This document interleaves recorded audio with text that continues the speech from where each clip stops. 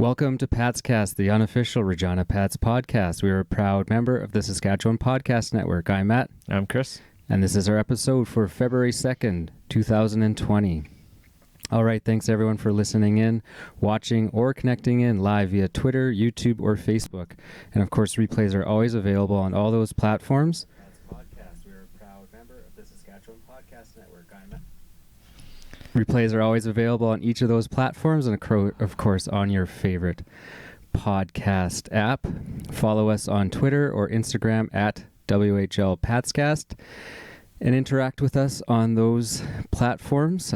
Twitter's mostly our jam, and you can follow us and watch us live. Yeah, tough life of being a Bengals. I'm not actually a Bengals fan, Matt, so we're getting some comments in here already. Matt Rowe, thanks for joining us for your pre-Super Bowl Sunday game. I thought we'd get this in now before everyone's watching the game. Yeah, I'm not actually a Bungles fan. I'm just more of an Ocho Cinco fan, so that's why I'm wearing this. Chris is still just doing Pats and Red Sox. Do you even own an NFL jersey? No, I don't. So we're doing this early because we are going to Ballers today with the Rod Peterson show to watch the Super Bowl. What are you going to wear? I have no idea. You don't know yet? It's a bit of a fashion show when you go to these things. Yeah. Anyways, yeah, thanks to everyone. We're getting your Super Bowl pregame PatsCast edition in here. Just one game to talk about this week. Of course, it was Victoria coming into town. I think we both thought this was a winnable game, and after a bit of a slow start, I would say, in the first period, kind of a lackluster, for lack of a better word, boring first period, I would say, it actually ended up being not a bad game and get a win out of it. I don't know, what were your thoughts about it? Yeah, it was definitely the slow start, but it was nice to see them respond again. Like the slow starts are just kind of getting not monotonous, but kind of disappointing. Whereas at the start of the season, we had good starts and we couldn't finish games.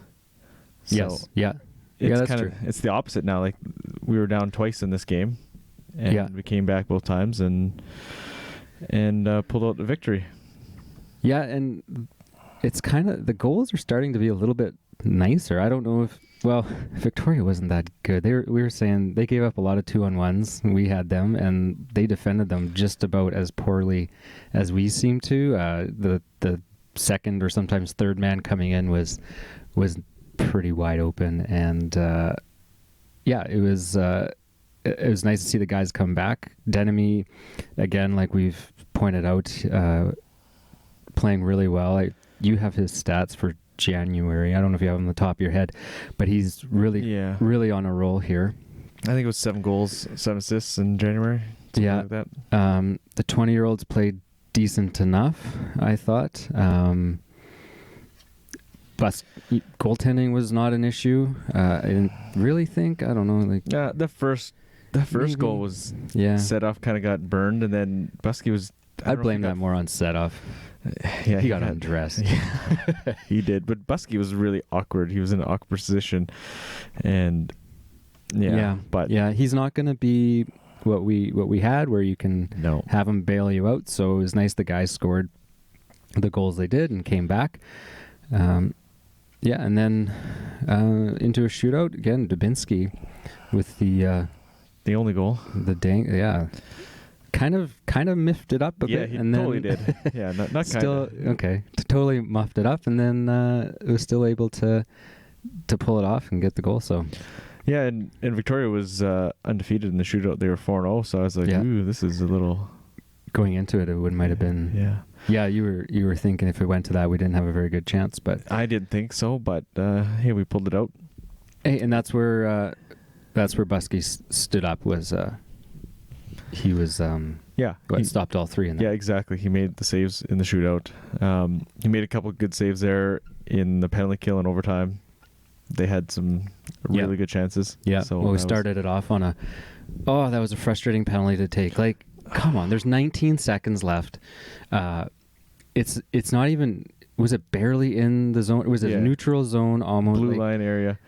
Battle Just on the some- boards. Yeah, like it wasn't a scoring opportunity. Give me a freaking break. Calls that penalty at that juncture. It's just like Yeah, it was a tough. you've tough one. almost just There wasn't. not given them the game. They still had to score, which they didn't, but like given them a very good opportunity. That stuff pisses me off. Yeah, and the game was pretty clean. Otherwise, like there's a couple penalties on both sides, but it wasn't getting Yeah. out of hand. They weren't.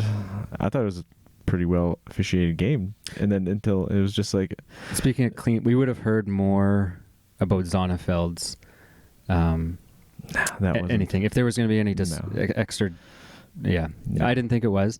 To me, so he got a kneeing penalty, just a minor, right? Yeah, just yeah, two. Yeah, and to me, it really looked like he was trying to get it out of the way. Now, for anyone who didn't hear his experience in the AJHL when he was there, he needs someone. Was it a Yeah, knee? I think it was a knee or something. There was a leg on leg, and Broke some guy's leg. yeah, And then that's I what think heard. it happened again. And so when we saw that and it was him, we watched the replay though, and it almost looked like he was trying to get his knee out of the way Yeah. and actually kind of stuck out his hip by doing that. So I don't think it was maybe really he a knee learned on to, knee. learned a lesson there, Yeah. right? Of his past. And I think he had a fairly significant suspension Yeah, I think he did. Yeah. in every, I don't know. What are you getting at there, Matt? In every time, maybe been working on that more in practice. Shootout maybe possibly. Oh, okay. I don't know. Okay. Yeah, I'm not too sure. Dubinsky's maybe? Yeah, just clarify that, Yeah. Matt. But yeah, we've seen some different shooters this time. We've seen Dubinsky now in the shootout. Who else went? Denemy. And then I think you had to pick Denemy. Yeah, he's and then been so Holmesy. hot lately. And Holmes, yeah. Just needed the one goal, so that was good.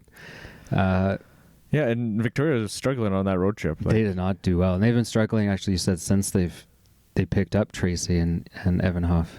Yeah, I think they only had about one win prior With him. to Moose Jaw. Yeah, Yeah, they won last night in Moose Jaw, which that's I'm sure was they probably played a little bit extra hard for that. Yeah, I would think just playing their old team. yeah, and the score and the shots on goal really, I think. Obviously, we didn't see any of the game, but that kind of paints a picture when the shots are 38-17. Yes, They kind of dominated Moose Jaw by the looks of it. Yeah, but still, they still let in. They gave up two. Two. It was Yeah. 7-2. Yeah, Evanoff gave up 2 on 17 shots. Yeah. Yeah, I don't. It was nice. There's back-to-back wins now. Yeah, against So- teams that are pretty decent teams. Essentially, playoff team. Oh yeah, definitely playoff teams. Victoria's a little bit of a slide there, but they're a still little bit on this road trip. Yeah. They're still ahead of Vancouver, clearly second in the BC there. You know, I was looking a little bit at the East Division here. So you have PA at 63, Winnipeg 59, Brandon 58 for the East Division. Then you look at the Central, like the first team out of the Central and then into the wild card is Calgary at 59, and really they'd be second or third in the East. Our East, so PA at 63, That's doesn't fourth. even make the top 3 in the Yeah, Central. Yeah, It's kind of like we had that one year, right, where Saskatoon didn't. They got bumped out by good teams, but the East is not a powerhouse like they were. No, but all 3 teams are kind of hot lately. Like Brandon's had that big winning streak. They did. PA's really picked it up since picking up Paddock, like we've mentioned. Yeah. And Winnipeg's just been rolling consistently lately. I mean, and you look at that, it's wide open, and Saskatoon's right behind with 54 points there. So it's these playoffs. Yeah, it should be good. It'll be playoff. really good. Yeah. Yeah, there's going to be some nice even matchups and possibly some good rivalries. Yeah, look at that. Winnipeg's out of those playoff teams. Winnipeg's the coldest team at 5-5. Everybody else has got 6 or 7 wins in their past 10. Yeah. So that's some teams that are rolling here in the. Yeah, unfortunately, Red Deer just seems to be keeping pace on us, right? We win, they win. Yeah. We need to get a little win streak, and they got stomped on the showcase yesterday, though. Yeah, by Calgary. Yeah. Yeah, I saw that. Did you watch any of it? Yeah, I turned it on around second period. Okay. I didn't catch any of Yeah. it. I was busy. And just a few games coming up this week. So at Saskatoon, at Swift, and then Swift is in town. So those are, I mean, if we're talking about getting some points, those are somewhere we could do it. We got to get at least 3 points off Swift. At least. Like, I think I want to see 4 points. Yeah. The guys better be a little looking for some revenge from those last few games with Swift where they came in here and beat us. They beat us, twice here now already? Yeah. We can't have them come in here and beat us. I know we beat them then in Swift fairly comfortably, but they need to play like that. Like, yeah. I want to see a little more urgency, kind of. I want 2 wins there. Yes, so do I. At Saskatoon is whatever. Who knows, right? Maybe they not. might have a little. They're playing for something now. Exactly, too, so. And they might, after losing to us there last weekend, they might be a little angry about that and try to play a little better. Nolan Meyer's back, so that'll help them out. Yeah, just back now. He's been gone for a bit, though. Yeah, exactly. Right. Now, before we get a little bit too much further, today's going to be a shorter show. We just got one game to talk about, and just 3 coming up, and not a terrible amount of news to talk about. But Clark just joined in. Hopefully we'll see you later today, Clark. Yeah, Clark, we will be at the Ballers watching Super Bowl. Anyways, trivia for the week. So I was looking up. I'm kind of pulling a bit of influence off the Pats organization and how they put their trivia related to the team they're playing or the music. You can see the fan jam is always related to the team coming in. So I wanted to know, what's the royal sport? So as I was Googling that, of course, Royal Sports comes up, right? Of Regina. Oh yeah, the sporting goods store. Right. Yeah. So trivia for this week is what's deemed the royal sport, and how long has Royal Sports been around? Oh, jeez. Okay, I was shocked. Okay. So while you're thinking about that, the Saskatchewan Podcast Network is supported by Connexus. Money doesn't have to be stressful, and Connexus is here to help. The Connexus #MoneyTalk blog provides expert advice, tips, and solutions for all of life's stages and events. Check it out today at connexusmoneytalk.ca and start feeling confident and stress-free about your money. Okay, Royal Sporting Goods. Okay, it's old. I know that. It's got to be like in the 30s, I think. 1918. 18. Wow. 1918. Now, so almost as old as the Pats. Yeah, like it must have been one of the first Or stores older, around here. 1919, right? Now, I don't know if that's its original look. Yeah, I can't. Man, that's an old part of town. I doubt it. I would doubt it. Yeah, it's probably moved. Yeah. What sport were they supplying in 1918? I don't know. Tack and... So the royal sport, I'm going to go with polo. Correct, yeah. It's polo. That's what I thought. That's a pretty wealthy man game. Yeah. Pretty 1% there. No one's showing up for that doesn't know someone. So off last week's trivia, I got a couple suggestions. If Clark's still listening, I don't know if he was throwing it out there for like all-time dual sport athletes, but he threw out Tim Tebow. So I don't know if that was a joke suggestion or not, but it was a good one. He's a dual sport athlete. Yeah, he is. Yeah. But I don't think he succeeded really in either. Well, I mean, it depends. If you don't count his NFL career, I mean, he got a terribly successful. Like, he was awesome in NCAA. So. Yeah, and his baseball career is going nowhere, and it's kind of a joke, I think. But yeah, the one other suggestion from Brandon Rivers off Dub Network, he suggested Dave Winfield. He was drafted in the MLB, the NBA and ABA, and as well as the NFL. Yeah, and he came up on lists, but he was never that high. And I don't know, he was really successful ball player, baseball. Yeah. I don't know. Yeah, he was on the list, but I guess just never, he wasn't that high. But definitely, I can see, absolutely, that is, to have 3 sports. We were talking a lot about 2, and the guy what was his name? No, I can't even remember his name. That won it. Jim Thorpe. Jim Thorpe was multi-sport, but he was in some obscure ballroom dancing and pentathlon and decathlon, but Yeah, Clark says Tim Tebow's a superstar minor league baseball player. yeah, that's kind of his life, I think. He's just never going to be the professional superstar, but he'll just I think he's doing okay, though. Yeah. I think he'll... So Matt just DM'd us his actual question, because he said sometimes it's tough to put in comments. Oh, okay. But he says, he asked us, you think they've been working offensively, carrying the puck in rather than dumping it in all the time? And we actually talked about that at the game. Yep. And I think, it definitely is working more rather than just dumping in every time. Because you've seen those 3-on-2s.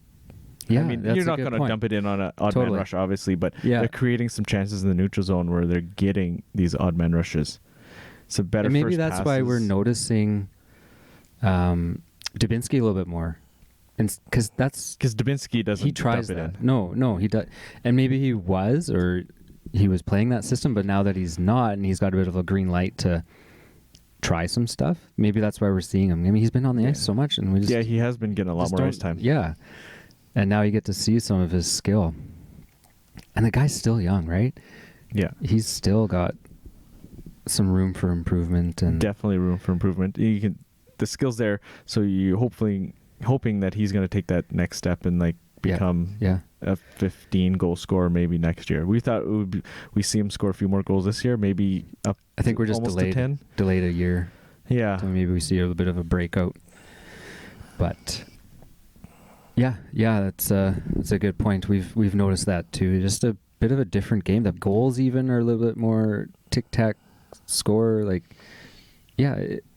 Prettier goals. In the last I think games. Maybe Devanamy alludes to that in his interview here we got coming up. I talked to him about getting some chemistry with these guys and stuff like that. So I don't know if we want to go to the interviews from Victoria game. Yeah, if you get them queued up, I'll just... Clark's asking about the young guys that came in. Marcus Taylor, Easton Armstrong, and Parker Berg. I think, last week we talked about Easton and Parker, and we were both really happy with their games. They had some pretty good competition between Lethbridge and Saskatoon. And then Marcus Taylor, I wonder if we'll get to see him again. Was there a release that he'll get moved back? No, I haven't seen anything. So didn't get a great chance to see him. No, he didn't play a ton. And it wasn't because I don't think he made any mistakes. I didn't see he was out on the one goal, there was a chance in the slot and it got blocked and went to the side of the net and the guy had the wide open net. Okay. Berg was there, but I mean that was just a unlucky kind of goal. Taylor. Yeah. I didn't really. Yeah, Matt. Maybe if you got to see him, Marcus carrying the puck, I tried to watch for him and I just didn't. It was like, oh yeah, he's out there, and then same with me. I didn't. Then when you really tried to focus on him, then he wasn't on the ice. Yeah. And it was, so I don't know if they shortened the bench. I don't think he was benched necessarily for any major mistakes. And I think Strush has said a lot. They're okay if these guys make mistakes. Yeah, so. And like we said last week, we thought Berg was really poised in his own zone against some good competition, and Armstrong was really good in the offensive zone, good forecheck, hard forecheck. They didn't look out of place 15-year-olds out there or 16-year-olds. They were okay. They weren't getting absolutely exposed or embarrassed out there. So it was good. And unfortunately I couldn't make that Sunday game and I didn't get an interview with either of those guys, which I would have liked to, and they're gone. And they were gone the next day, so that was too bad.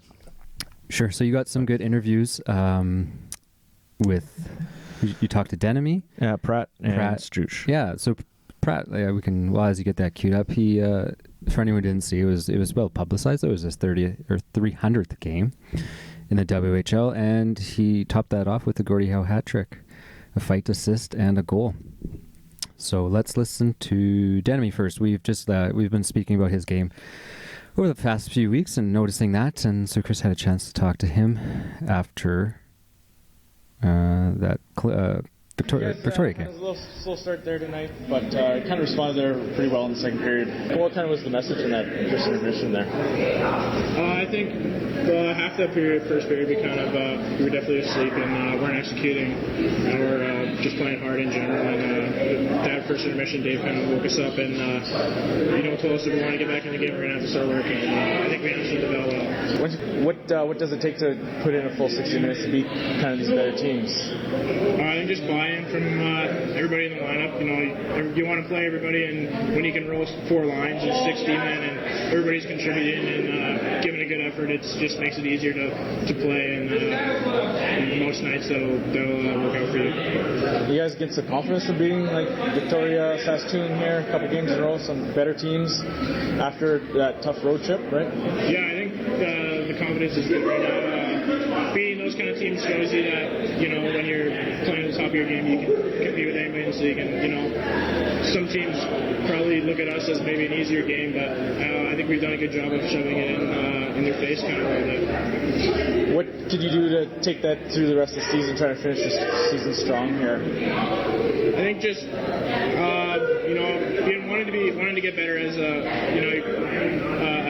player for yourself and contributing to the team's wins as much as you can. I think at this point in the season, it's almost like you're trying to make an impression for next season, and giving the coaches and the GM a reason to keep you here for next year and why you should be on the team. So I think it's kind of just the drive within yourself. You've really been showing this month. You've really had a great month this month here. What's been clicking for you? I think just for sure we've gotten a couple bounces my way, which is always nice. But I think just my compete level has been a little bit better this month, and just being able to move my feet a lot more and winning some puck races, and obviously playing with Austin has been a treat, and he's set me up on some real nice looks. Yeah. You've played with a few different guys since you've been here. Do you find some chemistry now? You've been here a while. Yeah, I think so. I think it's easier too when you can get comfortable with the guys, and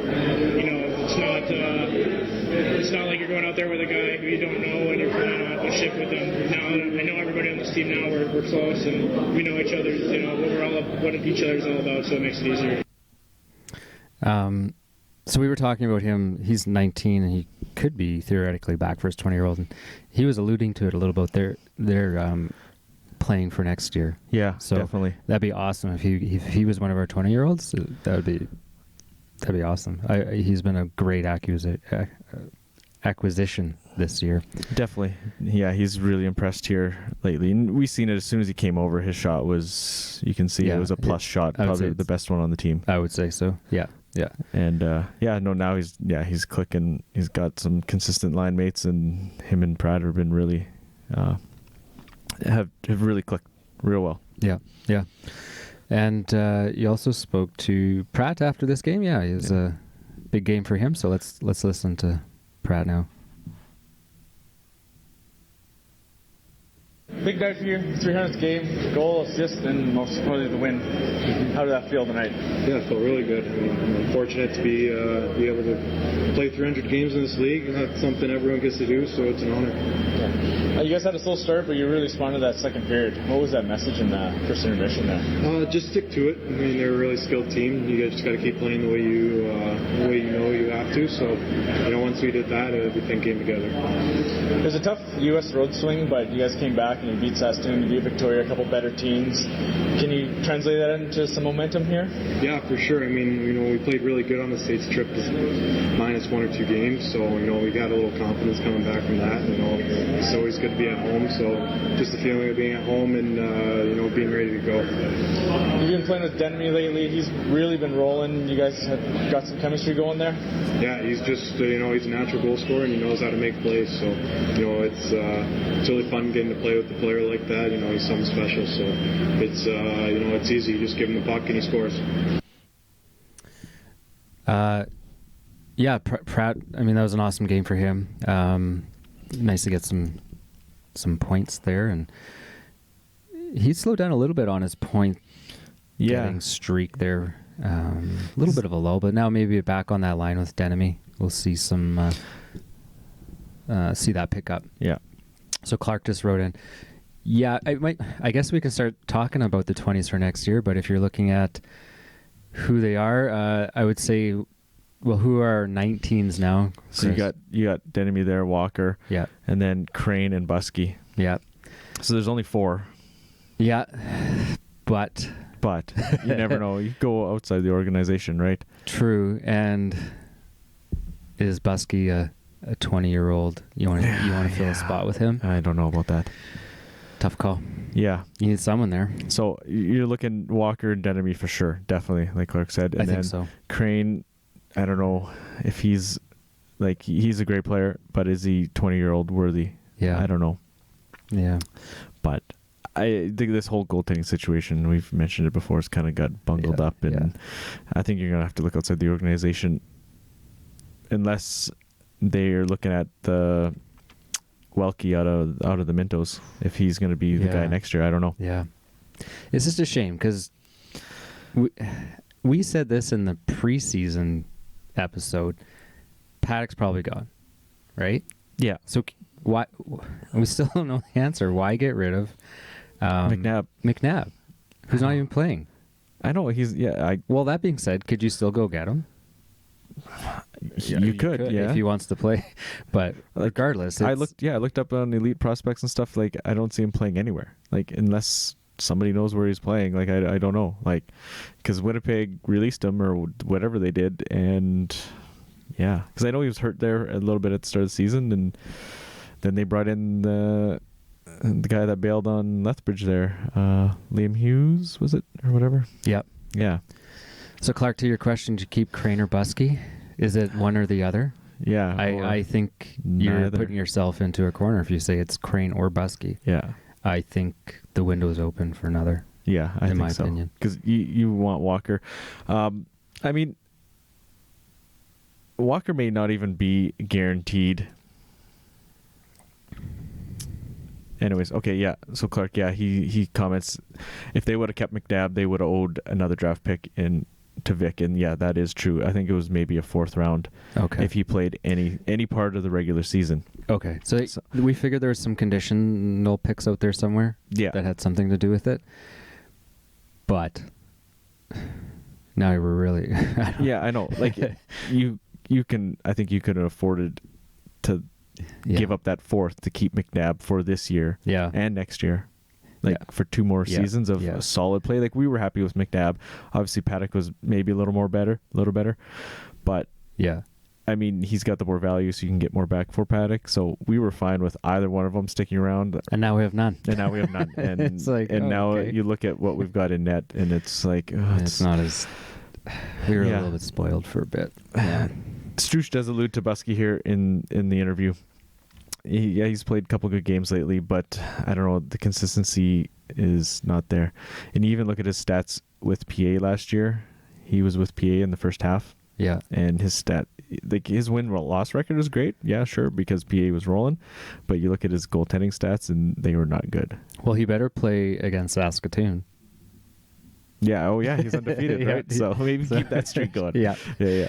Okay. Yeah. Cue up that one with the interview with Struch. It's good. He's always a good interview and provides a lot of insight. A little more than you might hear on the radio. You got the full. Yeah, I got the full. Actually, an exclusive. No one else talked to him that night. Yeah, it was just me down there running the show. Yeah. Last game. So we will get that up.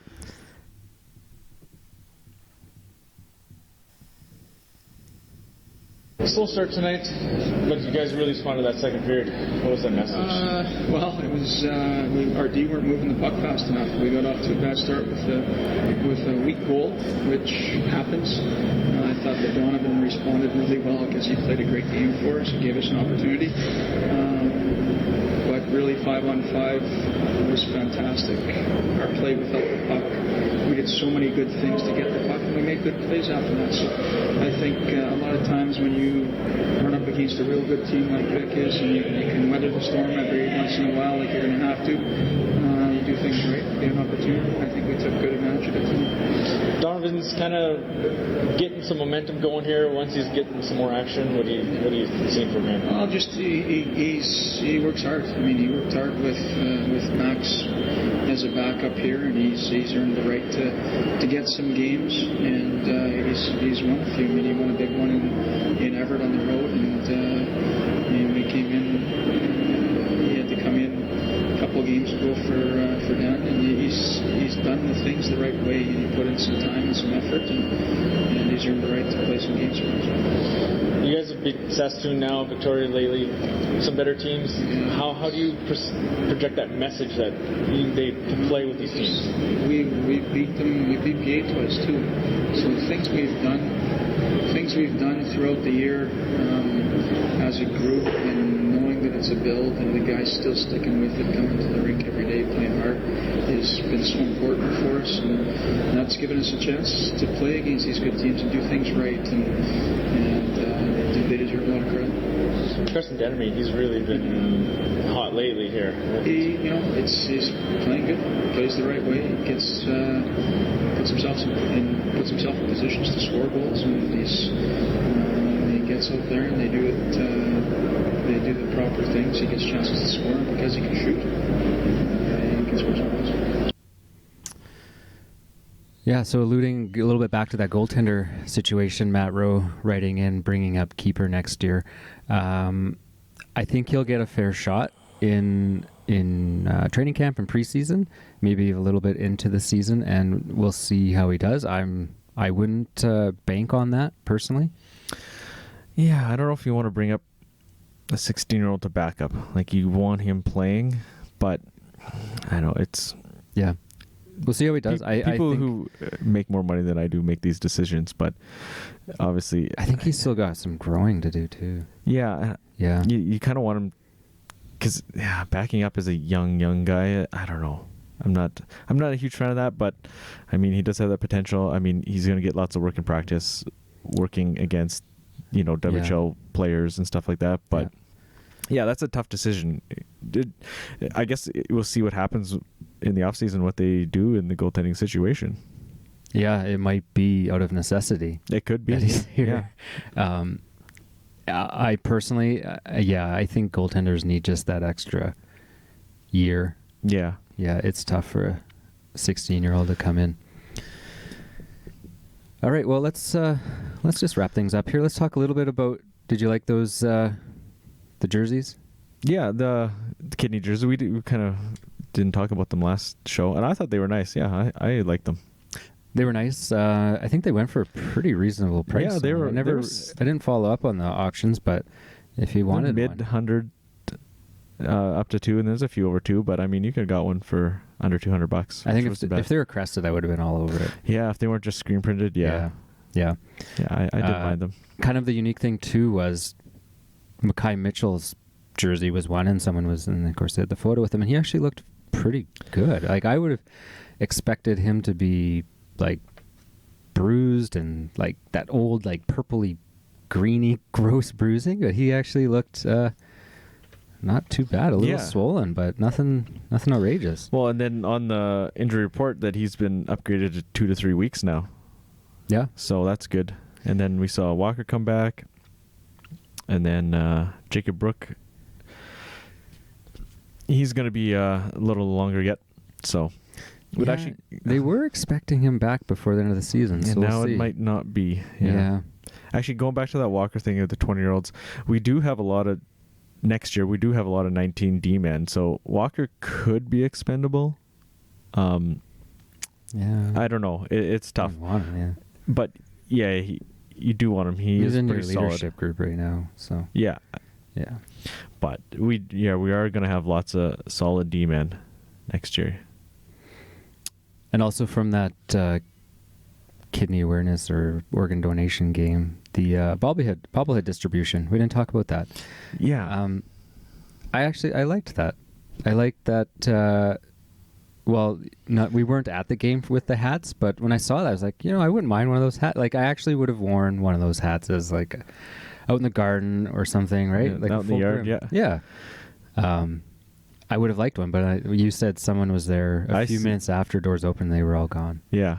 Yeah. Somebody commented there 10 minutes because somebody was looking for one in the Facebook group. They're like, if anybody got an extra one, I'd gladly take it. And people are like, no, they were all gone 10 minutes after 3. And I've been checking garage sale. They're not even on there. No. So anyways, what they did was you walked in and they gave you a little scratch ticket, and that's whether you got one or not. Yeah, so I think there was 3,000 tickets and 1,000 winners. Okay. So it's not, so we got 2 out of 3. The 3 of us got two bobbleheads, so that worked out good. Yeah, well, it's not on my shelf yet. It will be. Yeah, we got to make some room somehow. Some room. Yeah, I got rid of. I don't know who I'll get rid of. Oh, we can. I don't know. Yeah. Yeah. Anyways, well, I was gonna bring a different jersey today. Hang up a different jersey. Okay. We should rotate. We should. Yeah. Yeah. Anyways, I think that's about. Yeah, let's wrap it up. Thanks for joining us on Super Sunday. Anyone who's going to Ballers, we will be there. Courtesy of the Rod Peterson Show, and make sure you give them a listen too. They of course do is it Hockey Tuesday? Yeah, Tuesdays and Thursdays is usually pretty hockey heavy. Yeah, and if you want to talk junior hockey, just get your questions in. They'll respond to whatever the people are talking about, and if you want to listen to CFL, they'll do that. But if you don't want to listen to CFL and you want to talk junior hockey, they will change on a dime and start talking junior hockey. So get your comments in there. We had an awesome listen. It was the trade deadline day.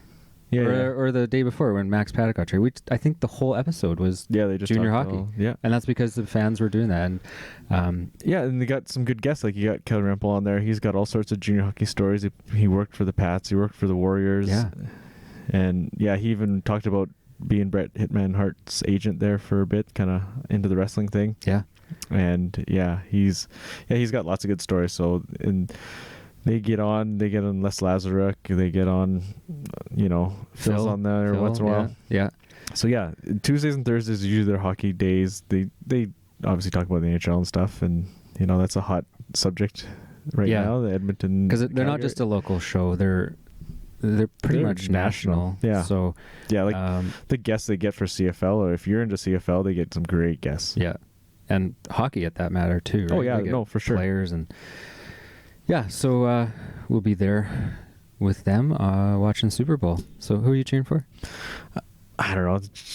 I don't mind the Chiefs, but I mean, there's a couple Ducks that are. I know. I was trying to see who, because I thought DeAnthony Thomas still played with Chiefs. The Chiefs, but he doesn't. He's with the Ravens. Yeah.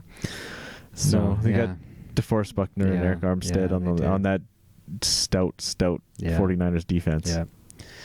Anyways, I'm a Seahawks fan, so I cheer for 2 teams, the Seahawks and whoever is playing the 49ers. so Chiefs by default here. There's some interesting stats. It's when there's a top 5 offense versus a top 5 defense, the defense wins 9. They're 9-5. 9-5. So they're not 9-0. No. They're not 14-0. So there's a chance. Happens. But who's wearing white? Do you know who's wearing the jerseys? Is that going to be the predictor? Possibly. Okay. Who's I don't know. White? You don't know? Okay. Well, white is 13-2 in the last 15 Super Bowls. Ooh. I know, how does that, that's they're both stat. White and, they're both red. So yeah, exactly. Yeah. So, but whoever's wearing white in the last 15 is 13-2, which is an interesting stat. That is, yeah. Yeah. Okay, let's wrap it up. Thanks, everyone, for joining us. Remember to follow us on Twitter or Instagram at WhlPatscast. And, of course, we do come live typically Sundays or Mondays. You'll just watch for our tweet. And, if you are watching live on Twitter or Facebook, actually, Twitter's the best if you want to get your comments in. Yeah, that seems to be the best. Although I am contemplating going to Facebook. I don't know. We'll talk about it. Maybe we'll put up some posts and get some feedback from you guys if you like Twitter or Facebook for the live portion of the show. Okay. Thanks, everyone. Good night.